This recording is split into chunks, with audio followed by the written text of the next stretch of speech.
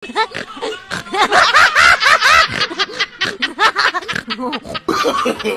no, no, no, no.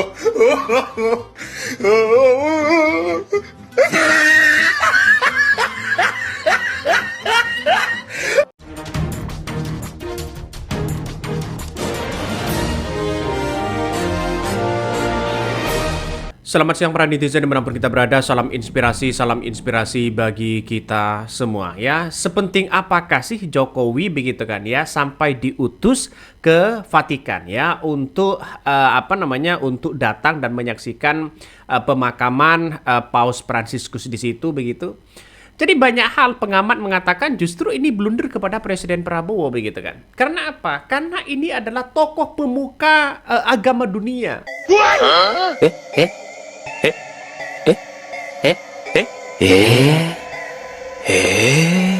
wah, wah,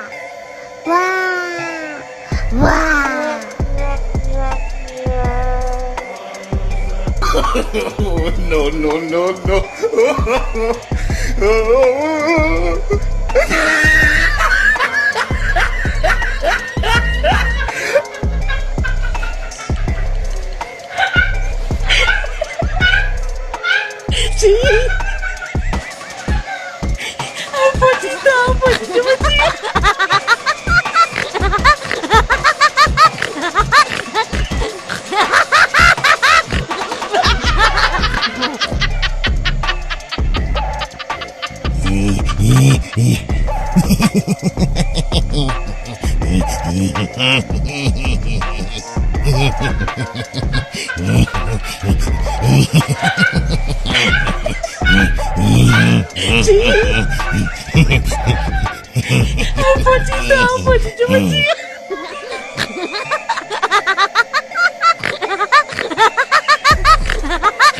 Seharusnya kan presiden yang datang atau wakil presiden begitu. Pentingkah begitu seorang Jokowi di situ? Karena kita tahu bahwa semakin Jokowi diutus seperti itu begitu kan, semakin pula menandakan ya soal matahari kembar ini sudah terbantahkan bahwa seorang Jokowi masih bosnya seorang Prabowo. Kan gitu logikanya begitu kan ya. Justru semakin kuat masyarakat bahwa menandakan ada matahari kembar ya. Karena kita tahu bahwa ya soal-soal seperti ini kenapa Prabowo tidak membawa menteri agama, pemuka agama begitu kan ya, datang ke situ begitu kan. Karena ya Paus Fransiskus ini begitu kan ya sebagai tokoh pemuka agama dunia begitu kan ya. Ini kan menandakan keseriusan besar begitu. Kalau presiden yang datang ini kan menandakan ada penghormatan besar. Kalau wakil presiden, mantan presiden yang datang ini logikanya gimana begitu?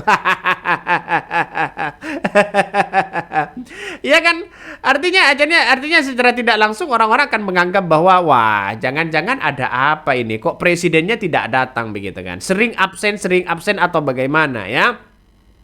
Padahal ini acara-acara penting begitu ya. Ketika Jokowi sudah berangkat siap-siap begitu kan ya ke Vatikan, terus kemudian hanya ditemani beberapa orang, 3 orang kalau nggak salah di Indonesia begitu, dan kemudian disambut di situ begitu kan. Ini kan menandakan ada citra yang baik pada akhirnya. Artinya apa? Dampak positif dari seorang Jokowi, pengaruhnya itu masih terasa presiden, bukan mantan presiden. Apalagi begitu kan ya, karakter dari seorang Jokowi ini kalau ngambil hati orang-orang Indonesia gampang begitu, datang ke buku saja, datang foto-foto aja begitu, itu menandakan ada kekuatan secara positif kepada Jokowi pada akhirnya. Prabowo ya ya mana untuk dibicarakan Prabowo-nya begitu kan ya. Orang-orang luar negeri, orang-orang luar sana begitu kan ya. Ini masih tetap membicarakan masalah kekuatan dan potensi seorang Jokowi pada akhirnya. Media ini kan berkaitan dengan media-media besar, ya, diliput dengan dengan media-media besar di situ. Tidak hanya diliput secara lokal, tapi secara seluruh negara begitu kan. Artinya apa? Artinya kalau Prabowo ini tidak datang sendiri, maka akhirnya yang terbaca, yang punya dampak positif ya terhadap kepemimpinan dunia presiden, yaitu adalah seorang Jokowi, bukan Prabowo. Makanya saya tanya begitu, seberapa pentingkah ya sebagai apa namanya utusan itu ya Jokowi terhadap apa namanya menyaksikan atau datang ke pemakaman Paus Fransiskus itu begitu. Jadi saya kira Jokowi semakin punya kekuatan yang super begitu kan ya. Jadi artinya apa? Artinya Prabowo ini sudah kehilangan kesempatan besar ya. Kehilangan kesempatan besar. Kenapa kok kehilangan kesempatan besar? Karena ini tokoh pemuka agama dunia begitu kan ya. Jadi artinya ini kesempatan emas tidak akan terulang kembali begitu. Benar nggak? Tidak akan terulang kembali hal-hal kejadian-kejadian seperti ini. Yang dibaca oleh media-media internasional, media-media sebuah negara, di semua negara, pasti adalah seorang Jokowi. Makanya banyak pengamat yang mengatakan ini blunder begitu. Padahal ini kesempatan emas ya bagi seorang Presiden Prabowo begitu kan. Iya kan? Tidak mungkin akan terulang kembali 2 tahun, 3 tahun, 4 tahun, 5 tahun, 6 tahun begitu. Karena pemilihan Paus Fransiskus itu sangat-sangat ketat, bro. Ya.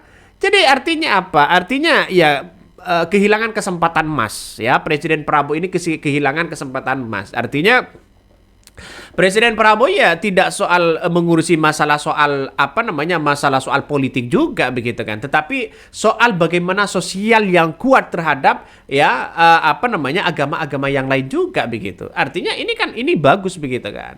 Makanya ya yang punya kesempatan emas saya kira ini adalah Presiden Jokowi pada akhirnya. kita tunggu saja begitu kan ya. Kita tunggu saja karena mungkin nanti istana akan memberikan konfirmasi itu begitu. Pengamat politik anggap Prabowo lakukan blunder ya utus Jokowi ke Vatikan ya. Saya nggak tahu lagi begitu kan ya mau bicara apa ini. Makanya gue support ya apa ini maksudnya ya. Mari kita baca dulu ya. Komentar-komentar di sini. Blunder demi blunder, omon-omon demi omon-omon. Mudah-mudahan bukan karena etika kampanye ya. Kedua ini please dipakai. Jadi saya kira ini nampaknya begitu kekuatan Jokowi ini sudah punya power di kancah internasional pada akhirnya begitu kan ya. Punya power di kancah internasional. Ya, Prabowo kan ya ini blunder ya, ini blunder. Ini kan hadiah Prabowo untuk Jokowi yang lagi pusing dengan ijazahnya. Pastilah Prabowo membela Jokowi sehingga Jokowi punya alasan tidak perlu datang ke persidangan mediasi. Pak Jokowi, kalau Anda negarawan, ayo datang ke meja mediasi biar seluruh rakyat Indonesia mendengar. Nah, ya di satu sisi ada orang, ya jangan kaburlah Pak Jokowi, jangan kaburlah Pak Jokowi. Tapi bukan soal itu begitu kan. Ya Indonesia mau diutus siapapun di kancah internasional itu bagus begitu ya. Menghormati terhadap tokoh-tokoh pemuka agama. Tapi kalau yang diutus itu adalah seorang presiden, seorang mantan presiden kan lucu begitu kan. Ya kenapa tidak panglima begitu kan ya? Kenapa tidak ya menteri agama begitu kan? Ya dengan tokoh-tokoh dengan pemuka-pemuka agama yang lain begitu.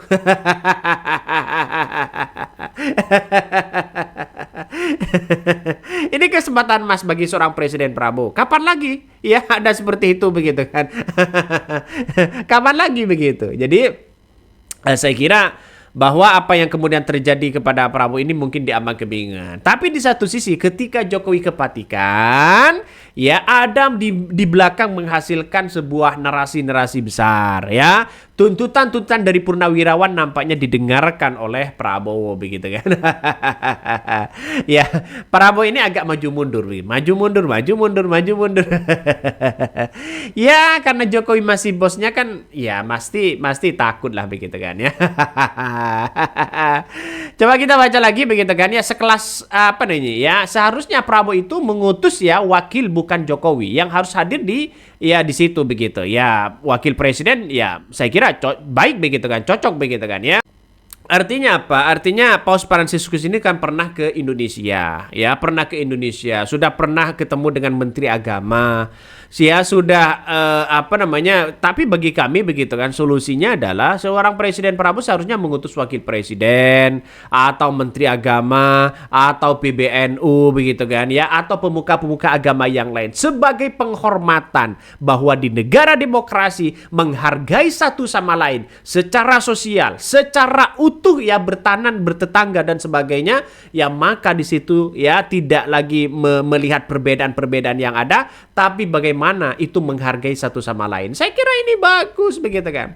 PBNU punya toleransi yang kuat, ya, punya toleransi jiwa yang kuat terhadap bangsa dan negara kita, saling menghargai, mengedepankan toleransi dan asas-asas demokrasi. Saya kira ini bagus begitu. Kenapa tidak dibawa? Ini kan perlu kita lihat begitu kan, ya. Terus kemudian tokoh-tokoh pemuka agama lain begitu. Saya kira bawa begitu. Ini kan bagus. Jadi saya kira ya mau bagaimana lagi begitu. Justru ini kesempatan bagi seorang Presiden Prabowo begitu kan, ya. Ya saya kira mungkin mempertimbangkan apa begitu kan. Karena acara-acara presiden ini kan acara sekarang ini nggak tahu begitu agendanya begitu. Tapi yang jelas begitu kan. Ya, yang jelas saya sangat-sangat prihatin sekali begitu kan, ya.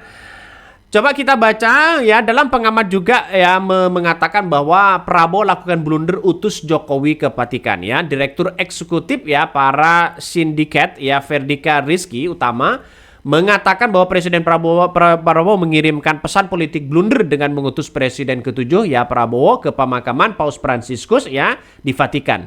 Jokowi pernah masuk dalam nominasi tokoh terkorup 2024 oleh Organization atau OCCRP. Menurut Verdika, rekam jejak Jokowi itu sudah tercatat dalam memori politik internasional meski hanya masuk nominasi. Ya, reputasi Jokowi sudah terkait dengan korupsi. Bahkan Ferdi mengatakan upacara pemakaman Paus Fransiskus bukan sekedar seremonial, ya, seremoni begitu kan ya. Pemakaman itu juga merupakan panggung etika global, ya. Menurut Verdika, di dunia internasional persepsi lebih tajam dari fakta hukum. Saat negara lain melihat Indonesia diwakili tokoh dengan citra korupsi, hal ini akan mengiring kredibilitas diplomasi moral Indonesia. Diplomasi kita jadi pincang, mau bicara soal etika global, tapi diwakili simbol yang dipertanyakan ya secara etik. Wah, ngeri nih tulisannya begitu kan. Tulisannya ini ngeri begitu. Maka yang saya sebutkan tadi begitu, ini bukan acara-acara, ya bukan acara ecek-ecek begitu kan ya. Karena ini acara bagaimana begitu menghormati satu sama lain sebagai kepala negara. Ya karena yang dibaca di situ adalah Jokowi, bukan seorang Presiden Prabowo begitu. Ya kenapa? Karena kita lihat saja ketika OCCRP merilis bahwa Jokowi masuk nominasi terkorup dunia, maka ini kan akan menjadi citra etika, citra moralitas kepada bangsa dan negara kita. Jadi artinya apa? Artinya Prabowo sudah hilang kesempatan begitu kan. Ini bukan secara moral dan simbolik begitu kan, tapi secara sikap bagaimana menunjukkan jati diri sebagai presiden, menghormati ya toleransi yang kuat terhadap agama-agama lain. Bahkan ya ini saya lanjutkan tulisannya.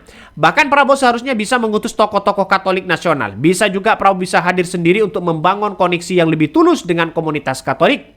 Pendapat berbeda disampaikan pakar komunikasi dari Universitas Paramadina Jakarta Henry Satrio. Dia mengatakan banyak pemimpin negara lain yang mengutus pemimpin sebelumnya untuk pemakaman Paus Fransiskus di Vatikan.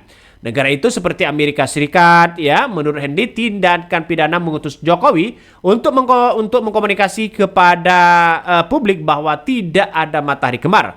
Prabowo kata dia ya ingin menunjukkan posisinya sebagai presiden. Ya bukan lagi hal-hal yang kemudian kita lihat begitu, tapi pada kenyataannya orang akan melihat bahwa wah ini presidennya kok tidak datang sendiri begitu. Kalau negara-negara lain kan hal biasa begitu kan, hal biasa diutus dengan utusannya begitu kan. Ya tapi secara diplomasi posisi Indonesia saat ini kan ya seperti itu begitu, mau bagaimana lagi. Oke, mungkin itu yang kami sampaikan ya. Tonton terus channel Hodari Podcast Rakyat ini, jangan lupa di subscribe.